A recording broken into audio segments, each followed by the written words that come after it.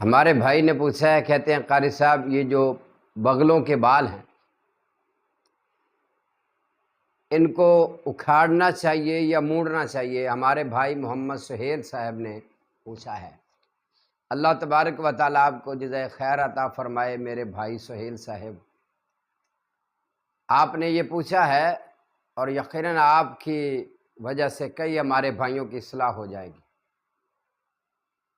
دو تین باتیں ہیں انشاءاللہ، کچھ تو آج کی اس ویڈیو میں عرض کروں گا اور کچھ باتیں جو ہیں وہ اگلی ویڈیو میں ہم عرض کر دیں گے تاکہ ہمارے بھائیوں تک صحیح جو بات ہے وہ پہنچ سکے۔ سب سے پہلی بات تو یہ ہے کہ یہ جو زیر ناف بال ہیں یا بغلوں کے بال ہیں ان کو کاٹنا چاہیے، مونڈنا چاہیے سیفٹی وغیرہ سے یا کچھ اور چیز سے، یا پھر ان کو اکھاڑنا چاہیے۔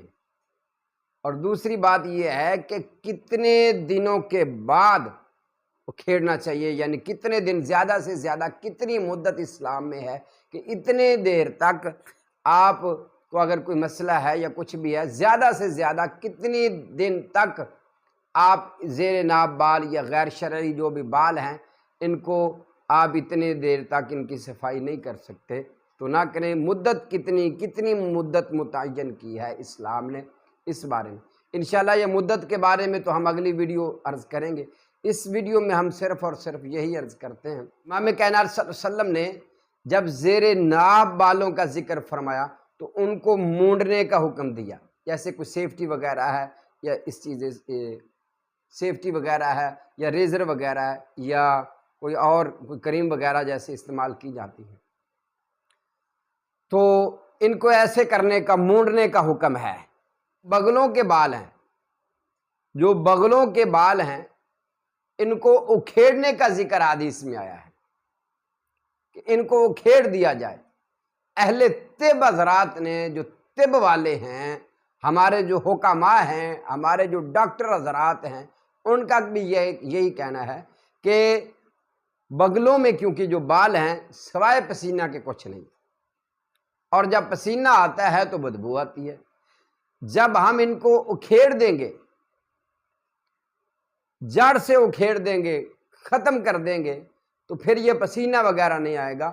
اور پھر کیا ہوگا کہ اگر ہم ان کو کچھ عرصہ اکھیڑتے رہیں، 5 10 20 بار اکھیڑ دیں گے تو پھر یہ دوبارہ اگیں گے نہیں، دوبارہ نہیں آئیں گے۔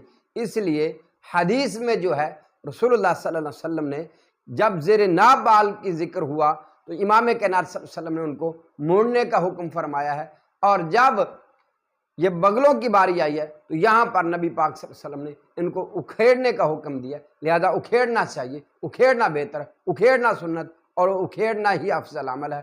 ہاں اگر کوئی بندہ نہیں اکھیڑ سکتا، اس کے بال زیادہ موٹے ہو گئے، اب وہ مسئلہ ہے، اس کے لیے کوئی پرابلم ہے، نہیں اکھیڑ سکتا، تو پھر اہل علم کے نزدیک یہ بھی ہے کہ افضل وہ ہے، سنت وہ ہے۔ اگر کوئی صفائی کے طور پر اگر ریزر وغیرہ سے یا سیفٹی وغیرہ سے اس کو مونڈ بھی دیتا ہے تو یہ بھی مونڈے بھی جا سکتے ہیں اہل علم کے نزدیک، لیکن سنت اور افضل عمل یہی ہے کہ ان کو اکھیڑنا چاہیے۔ واللہ اعلم بالصواب۔ السلام علیکم۔